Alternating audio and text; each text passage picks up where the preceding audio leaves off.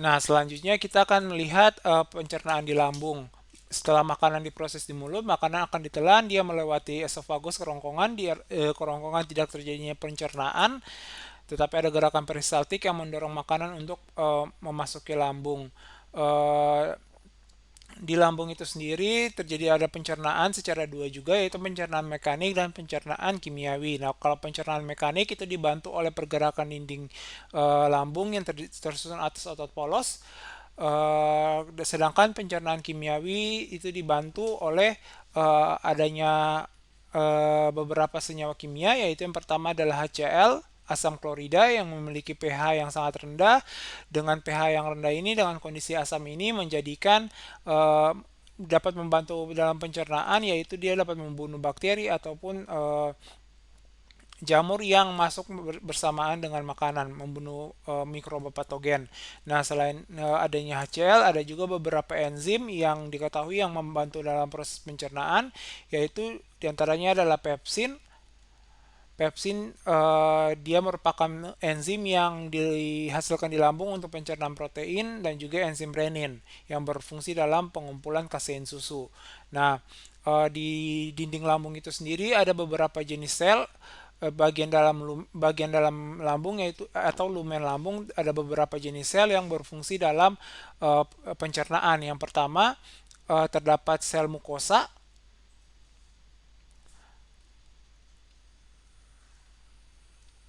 Sel mukosa lambung, di mana sel mukosa lambung ini dia menghasilkan mukus. Fungsi dari mukus ini yaitu melindungi permukaan lambung, permukaan lumen lambung terhadap kerusakan yang terhadap suasana asam yang dihasilkan oleh HCl, sehingga HCl yang dihasilkan oleh lambung tidak akan merusak permukaan atau mukosa dari lambung.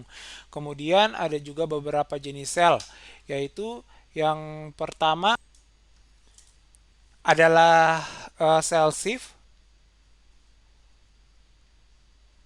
di mana sel Sif ini dia menghasilkan uh, senyawa, yaitu pepsinogen.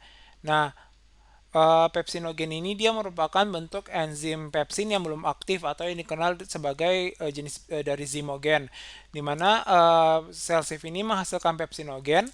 Dia dirangsang oleh asetilkolin dan juga hormon gastrin, distimulasi oleh asetilkolin dan hormon gastrin, di mana pepsinogen ini nanti akan diubah menjadi pepsin oleh bantuan HCl tadi. Jadi pepsinogen yang dihasilkan sesif disekresikan ke bagian lumen, di mana dengan bantuan HCl pepsinogen ini akan diubah menjadi enzim pepsin dengan bantuan HCl. Kemudian enzim pepsin yang terbentuk juga dia akan meningkatkan reaksi ini, reaksi pepsinogen untuk menjadi pepsin. Kemudian pepsin yang dihasilkan dia dapat digunakan untuk mengubah protein. Jadi dia merupakan enzim yang mengubah protein untuk menjadi peptida, potongan-potongan peptida. Nah, selanjutnya ada sel parietal. Parietal sel atau sel parietal dia menghasilkan HCl. Jadi HCl dihasilkan oleh sel parietal, di mana ini didorong oleh atau distimulasi oleh hormon gastrin, kemudian distimulasi oleh histamin, dan juga distimulasi oleh asetilkolin. HCl ini yang tadi yang saya sudah pernah bilang bahwa dia berperan dalam menghancurkan atau melindungi tubuh kita dari bakteri atau ya bakteri patogen yang masuk bersama makanan. Kemudian selain HCl, dia menghasil sel parietal juga memproduksi faktor intrinsik, di mana faktor intrinsik ini dia berperan dalam penyerapan dari vitamin B12. Jadi vitamin B12 itu dia diserap di lambung dengan bantuan faktor intrinsik yang disekresikan dari sel parietal.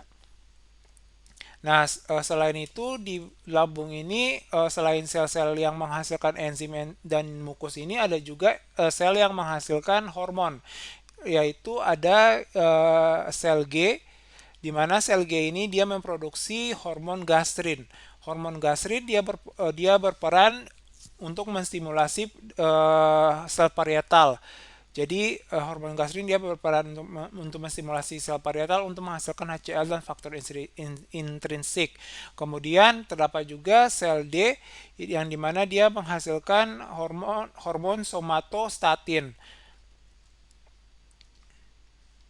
Dimana hormon somatostatin ini dia malah sebaliknya dia menghambat sel parietal dan aktivitas dari sel parietal dan sel G dalam menghasilkan senyawa yang dihasilkan oleh sel-sel tersebut. Oke. Nah, di lambung ini ada kemudian ada enzim renin tadi, yaitu dia mengumpulkan kasein susu atau gula pada protein pada susu. Ya, protein pada susu. Nah, di lambung ini juga ada aktivitas mixing, pencampuran yang dilakukan oleh dinding lambung yang termasuk dalam pencernaan mekanik. Kemudian ada proses emptying atau pengosongan lambung. Nah, proses pengosongan lambung ini dia dikontrol sama uh,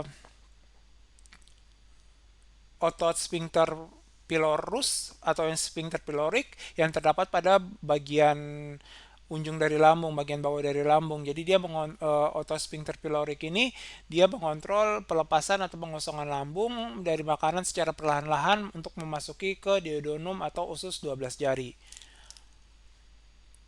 Nah, selanjutnya untuk dalam proses pencernaan pada organ lain dari sistem pencernaan akan dijelaskan pada video yang lainnya.